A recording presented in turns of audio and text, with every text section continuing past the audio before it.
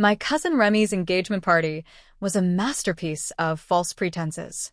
I watched from the shadows of the Viridian Gallery, a space more familiar to me than my own reflection. Cosima Thorne held court at the center, her laugh a sharp, glittering thing. "Darling, don't stare," she murmured to her flock, her eyes gliding over me like I was a poorly placed potted plant. Some people have never seen a 4-carat diamond. It's anthropological for them. They tittered. I sipped my champagne. The diamond was paste. I knew this because the security report on her father's crumbling jewelry empire had crossed my desk 2 months ago. I am Aspen Reed. At 18, I left my family's relentless chorus of Remy did it first, Remy did it better, and never looked back.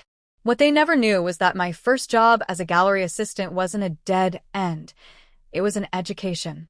I learned to spot a forgery from 30 paces, to hear the lie in a collector's boast. By 25, I was a ghost in the art world, an anonymous buyer known only by my LLC. By 30, I owned the Ethelred Collection, a globally dispersed portfolio of modern art, and the gallery we stood in. The farm girl aroma they sneered at? That was the scent of Black Star Ranch, a champion thoroughbred stable I'd purchased last spring.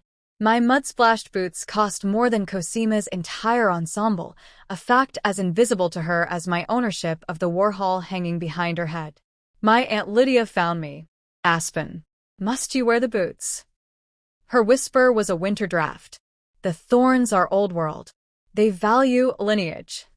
She meant money, the kind so old it forgets its origins. Then I saw it. Above the mantel, where a minor Turner sketch usually hung, was my mother's Kandinsky study, the one she left to me in a will my aunt had managed. It hung now as a backdrop for Cosima's Instagram photos. Before I could react, I overheard Cosima's father, Gregor, in the library alcove, voice strained. "The deal closes after the wedding. The Reed Trust is the only thing holding our creditors at bay. Just keep her smiling until she signs the postnup."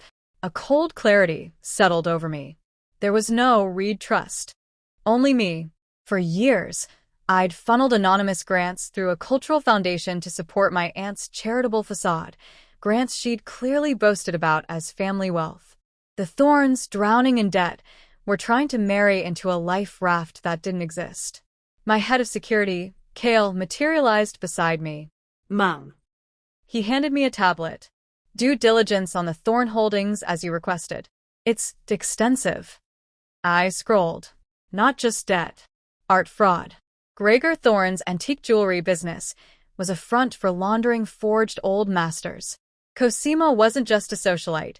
She was her father's sharpest salesperson, using her social access to find marks. Suddenly, Cosima was before me, her smile a gash of perfect teeth. "Let's have a real chat," she purred, steering me toward the private lounge. The door clicked shut. Her smile vanished. "Remy told me how you've always been competitive, sending those pitiful foundation checks, trying to buy your family's attention." She examined a flawless nail. "After Saturday, I'll be steering the family's interests. I suggest you find a new hobby and a new city." She swept out, leaving the scent of doomed ambition. She thought I was a charity case. The delicious irony was a warmth in my chest. "Cale," I said into my comm, "initiate contingency Ethelred, and bring the file on the Sienna Madonna forgery to the projection room." The party reached its peak. A string quartet played. Gregor Thorne made a toast to merging great legacies. It was my cue. The lights didn't just dim, they died. A collective gasp filled the dark. Then, powerful projectors flared to life, bathing the main wall not with family photos, but with documents. "Forgery." "Warrant." "Interpol notice." Gasps turned to shouts. Gregor's face, projected 10 feet tall, was a mask of terror. I took the stage, a spotlight finding me. "Good evening. I am Aspen Reed. Most of you know me as the family disappointment." My voice, amplified, was calm.